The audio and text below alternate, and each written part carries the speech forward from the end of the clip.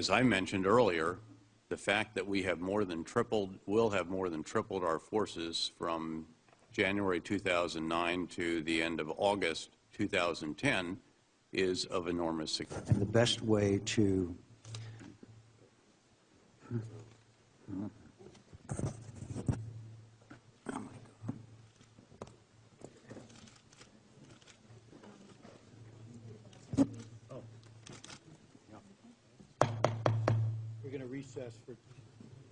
We're going to recess now for a few moments. We'll recess till Okay, one more thing on the logo. Who made up the subtitle Master of Human Domain, and what does that mean? So Master of the Human Domain is a construct that we operate in. It's actually the human domain. It's recognized at the Army level, and what that is there is no longer a linear battlefield after 14 years. So if you think that there's going to be another great war where it's the Allies against the Axis, or even the American-led efforts against the North Koreans and the Chinese, that's just not how warfare is conducted anymore. It's asymmetric in nature. And what is at the root or vied for by the enemy is the human populace. Once your brains are reduced to a cottage cheese like mush, we'll scoop them out with a melon bowler and gobble them right on up. Oops, I think I'm drooling a little. Because we're aliens. Because we're aliens. Because we're aliens. Because we're aliens. And that's how we roll. An evil plot to destroy the world. Enjoy.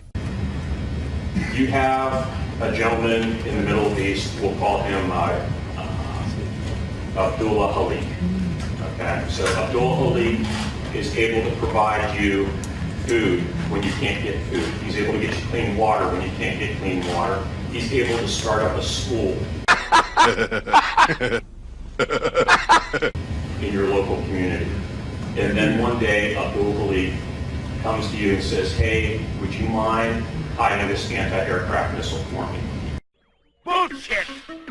Bullshit! Bullshit, bullshit, bullshit, bullshit, bullshit, bullshit, bullshit, bullshit, bullshit! Bullshit! He's never asked that population for anything before, but he has only provided. He has worked the human domain. They take the anti-aircraft missile and they hide it for him. Bullshit, bullshit, bullshit, bullshit, bullshit, bullshit, bullshit, bullshit, bullshit! Bullshit! It is population centers. How do we counter his credibility, his influence that he has when we come in and we move into an area for 3 days, 4 days at a time? How can you instantly pick that apart and figure it out? That is the human domain that we operate. Bullshit! Bullshit! Bullshit! Bullshit! Bull, bull, bull, bull, bull, bull, bull. Shit, shit, shit, shit, shit. Bullshit, bullshit, bullshit, bullshit, bullshit, bullshit, bullshit. Bullshit! Is that all I'm ever gonna get from you guys? Bullshit? Oh, ask a silly question. To join us to talk about the center and its mission is Colonel John Pekosik. He is the commander of the U.S. Army Asymmetric Warfare Group. Colonel, thanks for joining us. Welcome to C-SPAN. Pedro, thank you for having me. Can you tell us about the buildings behind us, what we're seeing, what the purpose is? Sure, Pedro. Well, what I'd like to do is just kind of put it into context in terms of why we have the training center here today.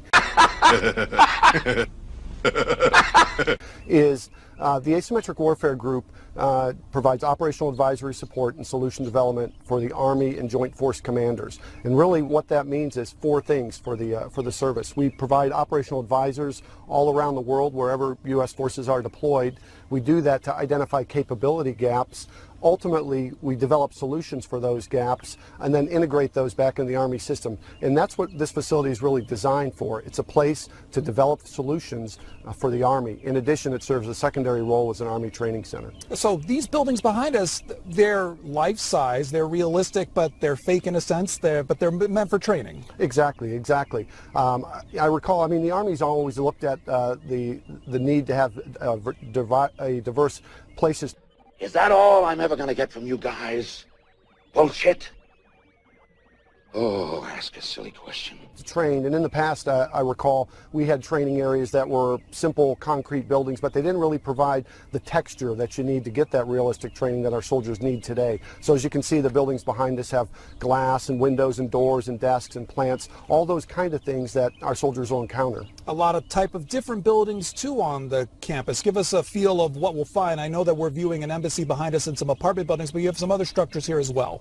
Roger. What we do see, Pedro, is the place is really designed to be able to change, to adapt to whatever environment our soldiers might be in. So there's a 6-story building out there that may be an embassy one day, it may be a hotel another day, it may be a warehouse another day.